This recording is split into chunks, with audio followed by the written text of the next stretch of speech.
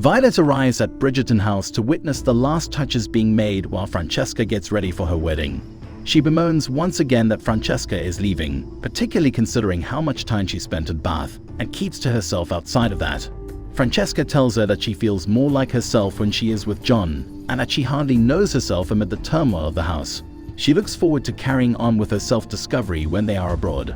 The two eventually come to a truce when Violet finally admits that, despite the fact that her experience of love was a hurried, unintelligible version of it, she has come to see that Francesca and John's softer, gentler kind of love is just as valid. What a wonderful day it is for all moms and daughters. Having a far more intimate reception than Colin and Penelope, Francesca and John's marriage takes place in the drawing room of Bridgerton house.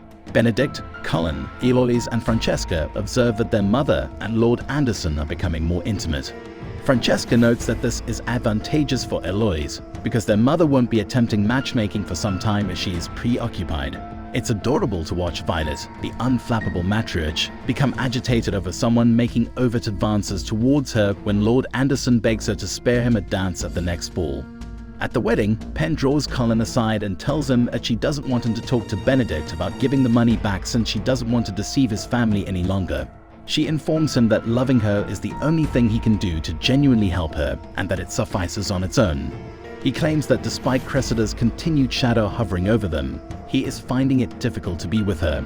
Penelope has a strategy, but he doesn't see how they can move on.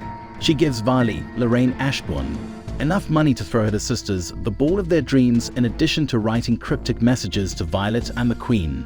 Cressida's plans for independence are not going well while theirs is in progress. If you thought Dominic Coleman's character Lord Cowper was nasty, his sister is far worse. Her Aunt Joanna has come to take her to Wales. Joanna Bobin, as Lady Cowper, is at a loss for ideas. When Benedict shows up at Tilly's for a brief meeting, the lady of the house is by herself. She clarifies that Benedict is eager to ask someone else to join them instead of Paul because he is out with someone else that evening. Tilly states that since her relationship with Paul is casual and she's starting to fall for Benedict, she would prefer to have Benedict all to herself for the evening. Benedict doesn't want anything serious to happen, even when she proposes they take things more seriously. Tilly initially believes it's because of Paul, but Benedict clarifies that it's just because he feels free for the first time in a very long time. Tilly thought she felt the same way until she had to share him, and he assumed that too.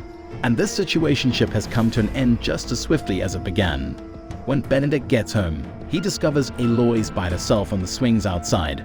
The two share a commiseration over their aimless lives. Eloise wants to travel outside of their small group since she feels that she hasn't seen enough of the world. If Benedict telling her that he senses a shift in himself coming soon isn't a clue that season 4 will be centered around Benedict, I don't know what is. If only because their sibling interaction is one of the most realistic I have seen on TV, I have missed these chats of theirs on the swings. Even though I have been annoyed by their apparent lack of direction this season, the show is at least recognizing it and putting the couple in a precarious situation as we look ahead to the upcoming season, or maybe seasons.